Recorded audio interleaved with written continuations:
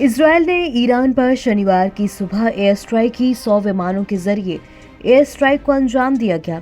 इस हमले के बाद अब अमेरिका अलर्ट पर है और ईरान से पलटवार न करने की चेतावनी दे रहा है।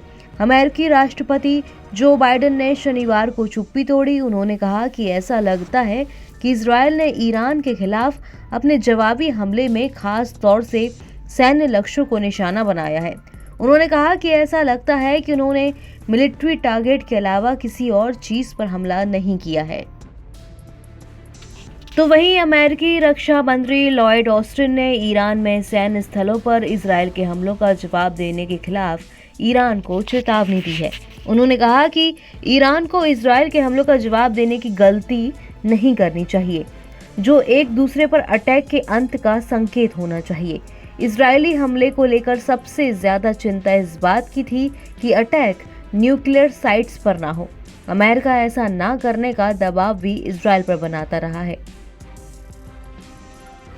दरअसल अंतर्राष्ट्रीय परमाणु ऊर्जा एजेंसी यानी कि IAEA के चीफ ने एक्स पर जानकारी दी कि इजरायल की एयर स्ट्राइक में न्यूक्लियर फैसिलिटी क्षतिग्रस्त नहीं हुई।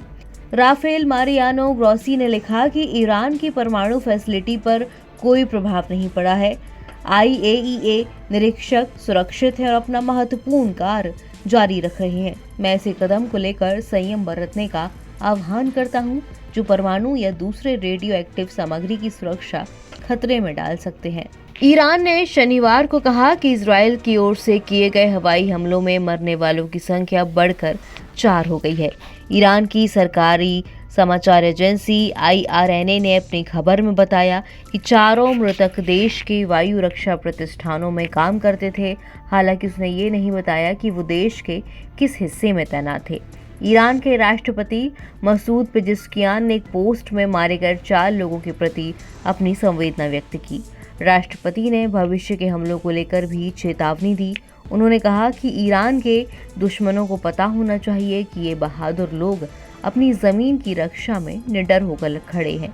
किसी की भी मूर्खता का जवाब इंटेलिजेंस से देंगे। दरअसल इजरायल के इस हमले को बदले के तौर पर देखा गया, क्योंकि इजरायल का ईरान पर यह सीधा हमला है।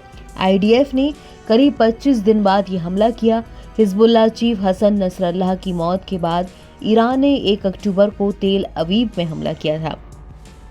ईरान पर इजरायल का ताज़ा हमला उसी का जवाब है। हमले के बाद इजरायली सेना ने कहा कि सेल्फ डिफेंस में उसे जवाब देने का हक है। हमले के दौरान तेल अवीव रक्षा मुख्यालय में इजरायली प्रधानमंत्री बेंजामिन नेतन्याहू खुद मौजूद थे। वो ईरान पर हमले की मॉनिटरिंग कर रहे थे। इस दौरान उनके साथ इजरायल के रक्षा मंत्री योव गैलेंट भी मौजूद थे। इजरायल ने अमेरिकी राष्ट्रपति जो बाइडेन को इस हमले की जानकारी भी दी थी। NBT ऑनलाइन की रिपोर्ट।